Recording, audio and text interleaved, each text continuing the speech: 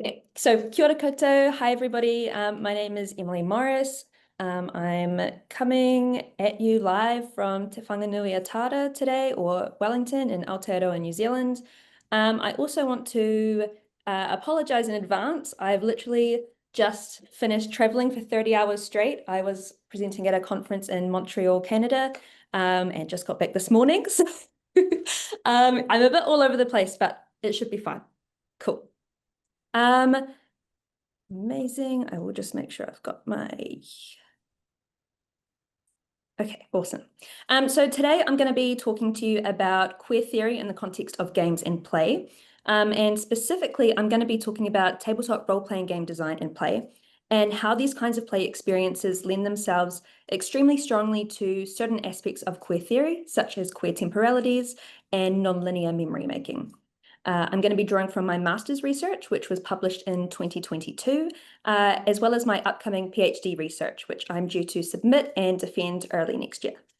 But before we jump into all of the queer theory, I'm very aware that not everyone may know what tabletop role-playing games are. So I'm going to spend a couple of minutes explaining and defining them before getting into the key parts of today's presentation.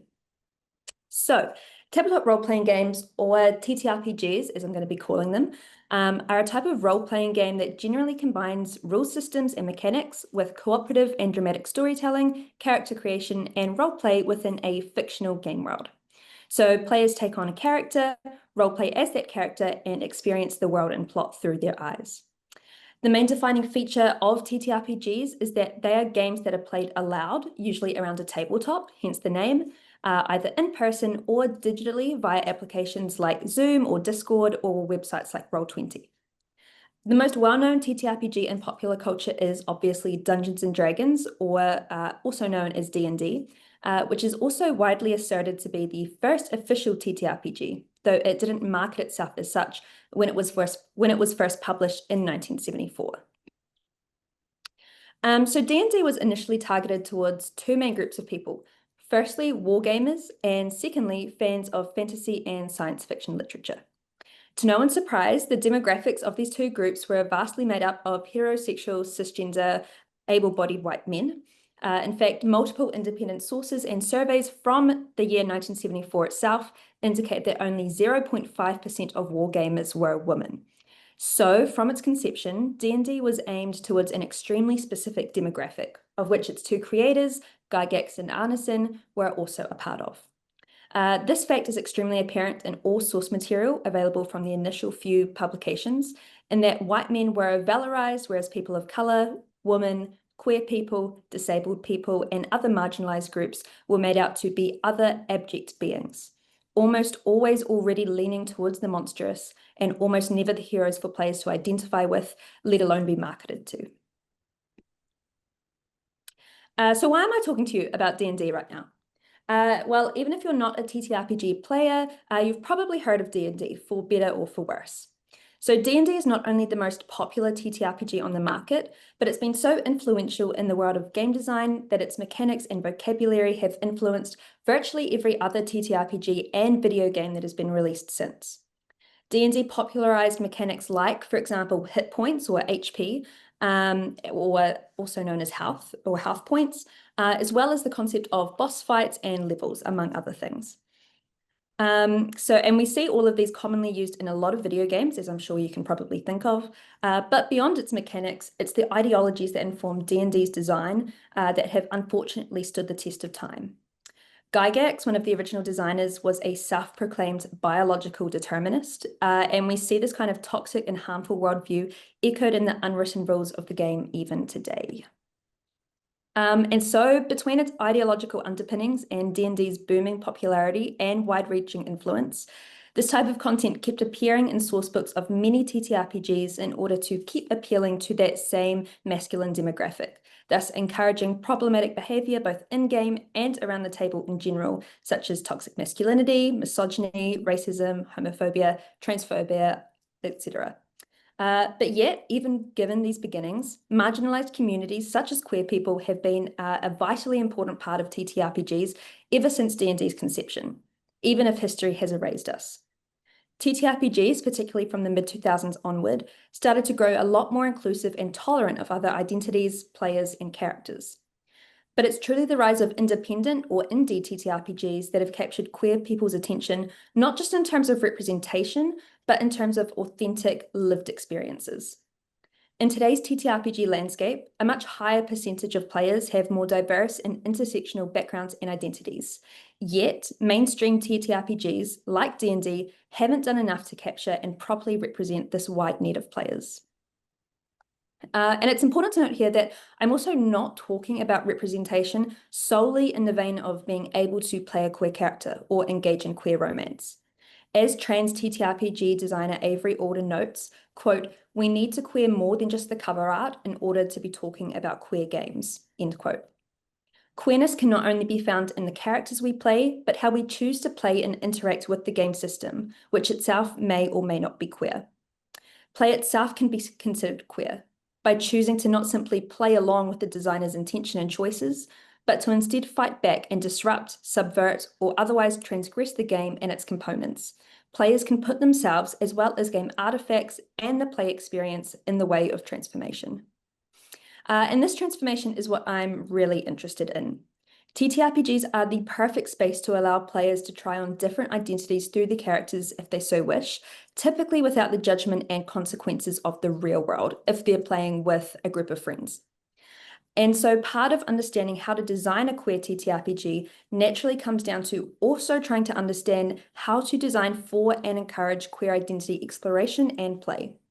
TTRPGs are naturally kind of predisposed to this by definition, but in a theoretical sense, what does that look like and how does that space occur?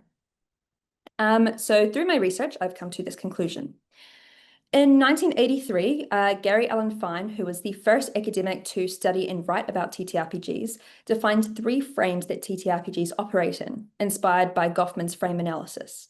There is the real world outside the table, the game rules of the game, and then finally the diegetic game world inside the game itself. Weskill and Lust in 2004 extended on this concept and added to these frames. There is the person who exists in the real world, the player who plays the game around the table and interacts with the rules, and then finally the persona or the character who exists in the game world. This concept explains how players constantly switch between these static frames when playing a TTRPG by suspending their disbelief. But in 2006, Peter Wright suggested that Edward Higgins' self-discrepancy theory of the domains of self be applied to investigating the effects of role-playing games. And so, building upon that and several other suggestions, I theorized that the domains of self be combined with Fine and Weskill and Lust's frames of TTRPGs. So the real world consists of the person and the ought self and all the roles and responsibilities that comes with. The actual self exists in real time around the table, interacting with the rules and artifacts of the game. And then the ideal self, which may be one of many, resides in the persona or character inside the diegetic game world. So this is all to say, it's when these different frames of mind start to overlap when playing TTRPGs, existing all at once, where liminal space occurs. It's widely agreed that play often takes place within some sort of liminal space, betwixt and between, and it's in this space, betwixt and between frames, that TTRPG players can explore alternative possible selves and identities and roles, try them on and see what fits, and then take that empathy they develop through role-playing and trying on roles back with them into the real world. This is the queer potential of TTRPG play, to be able to switch between these otherwise static frames, blow them together, and see what forms out of the hazy mists of liminality. And so this is the point where I turn to the fun stuff, how queer theory can be integrated into TTRPG design through allegorical mechanic design, and what that means in terms of the frames of the play experience. So today I'd like to introduce you to my game, Interwoven. Interwoven is a non-linear tabletop role-playing game that explores the memories of someone that is both completely foreign and yet intimately familiar to you. You play one of the frayed, a soul that has had their connection to their physical body severed. It's your job to repair this connection, your silver cord, and discover yourself again by reliving the memories lost to you. Interwoven is a single session game, meaning that it can be played in about 1 to 4 hours, and it can be used as a tool before longer form games as a character backstory generator, or simply as a way for new players to become familiar with each other. This game is queer. It does not depict a hero's journey, it does not use stats or levels, and it's not about slaying monsters or drinking in a tavern like D&D. This game is about uncertainty and identity, fluidity and memory, and at the very core of it all, experiences and how they fit and interweave to create the complex and nuanced being that is you. So Interwoven is a card-based TTRPG, and everything revolves around the different decks of cards, which are heavily inspired by divination tools like Tarot and Oracle. The way the game works is that your goal is to experience the memories as your character relives and remembers them for the first time, therefore building a more genuine connection between yourself and your character through shared lived experiences grounded in roleplay. Players experience different memory splices, which is a play on the term slice of life. And the word splice itself means to join or connect a rope or ropes by interweaving the different threads at the ends. So in true metaphorical fashion, the cards that you use to do this are called threads, which, when pulled at random, give you prompts and options for setting, plot, and character traits.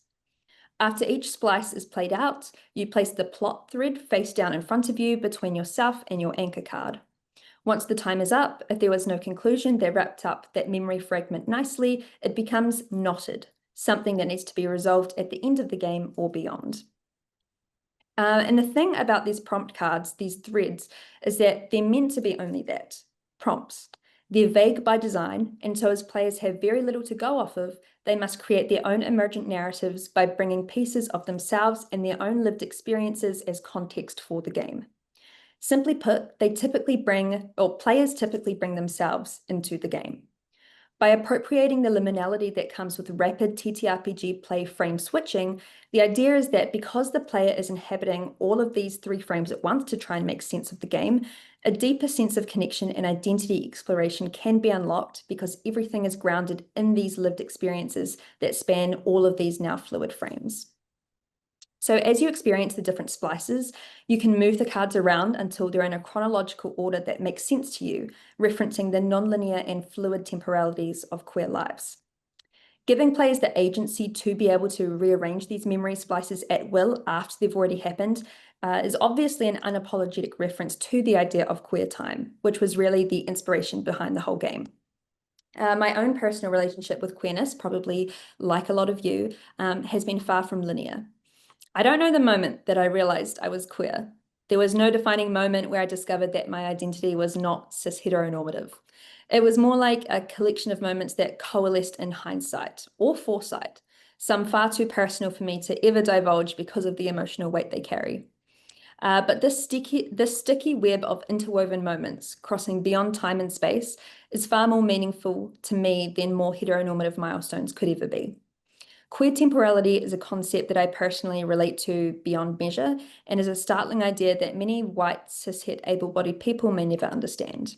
When all concepts of time have been catered towards you and your lifestyle, why would you imagine anything different?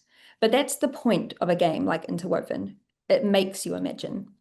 Players tangibly experience non-linearity through gameplay and then are faced with the ultimate decision. Where in the timeline of my life does this bit go? Do I want to order things chronologically? Do I have to? Who says I have to? Or is there a more queer sense of time here, where I can order my memories by subconscious desire, arching towards something that, as Munoz wrote, is not yet here? And there's a really worthwhile link here as well to the art of divination, which, as I mentioned, also inspired the mechanics and aesthetics of this game. Joanna Hedver describes divination as something that I and others have read as undeniably queer and crip, as a deviant form of knowledge, as a process of world making and world breaking. Quote, "You tell the future as you tell a story, as you tell time, as you tell me your name. All forms of language are, to me, attempts at divination. Divination is nothing but an articulation of the future, and the future does not exist as such, but as a shimmering cast off by the past and present." End quote. Brianna Lee Martino sums this up really elegantly. Quote, "This deviance is engendered by queer quip approaches to fate itself as the material to be de- and reformed. That is, fate is the material we alchemize." End quote. In Interwoven, fate is tangible. The cards themselves make up each player's fate, and these are able to be rearranged, untangled, and even discarded completely if need be. Even before the players start a splice, they're able to choose between options for the prompt on each splice card or come up with their own. The point is this, that Interwoven is a game where the cards, for once, are finally in your hands and you have total control over what you do with them, regardless of what anyone else thinks or says. There are a few other important parts of the game that are worth mentioning that all have their roots in queerness and queer theory. Urgency and borrowed time are also key considerations in Interwoven that link to queer time. Each splice must be played out in a certain amount of time. Before they begin each splice, the players roll something called a length, which is a specific period of time that they have to play out the splice in. This is the only mechanic that dice are used for in the game, which is extremely different to the vast majority of TTRPGs. Time itself, as opposed to non-linearity, is the one thing that players have no control over in this game. By limiting play to only this amount of time, which could be anywhere from 2 minutes to 20, there's a real sense of urgency, of living quite literally on borrowed time, for once the time is up, the splice must be stopped.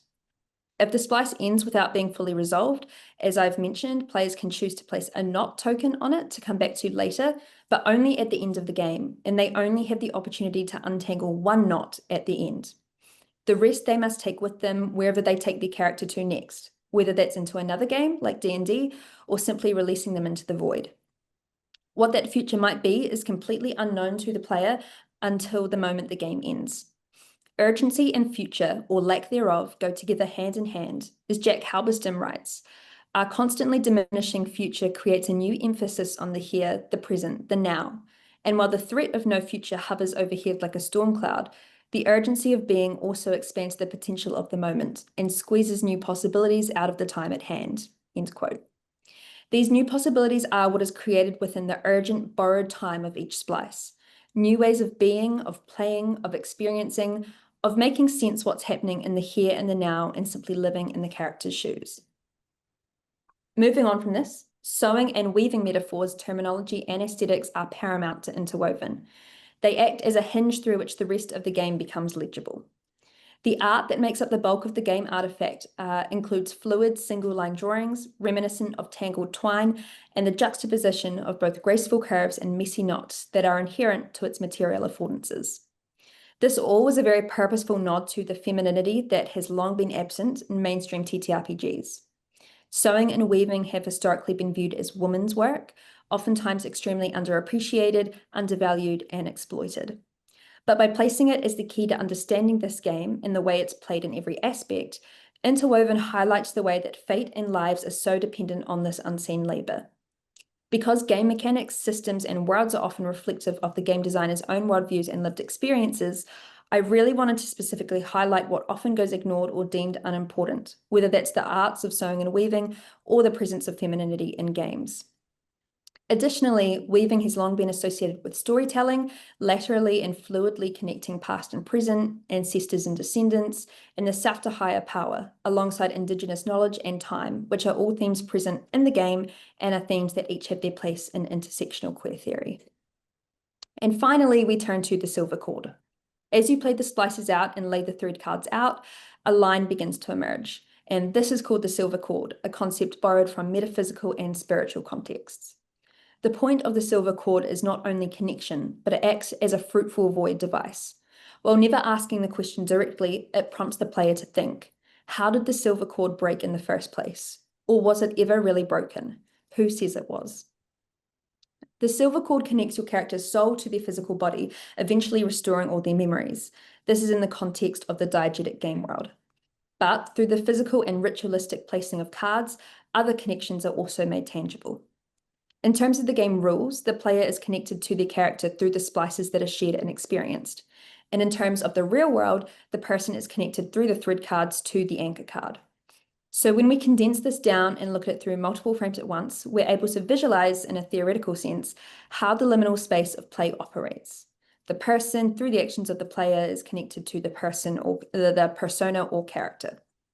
And this liminality, grounded in the real experiences that each of these frames brings to or experiences at the table, have the potential to result in outcomes such as radical empathy for the self and others through queer identity play and exploration through experiencing these possible selves.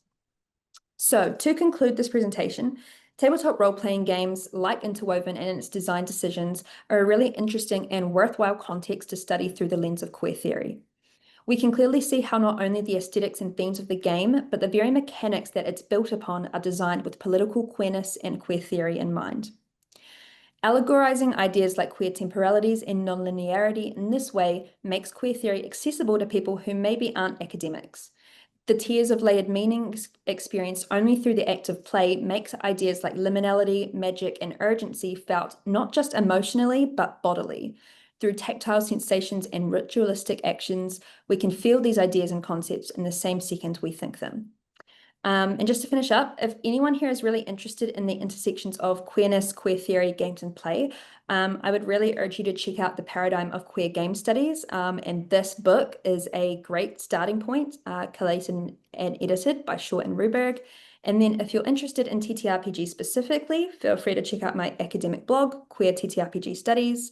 And if you'd like to investigate Interwoven a bit further, you can buy it digitally online through my indie game studio, Splice of Life Games. And that's it. Thank you very much.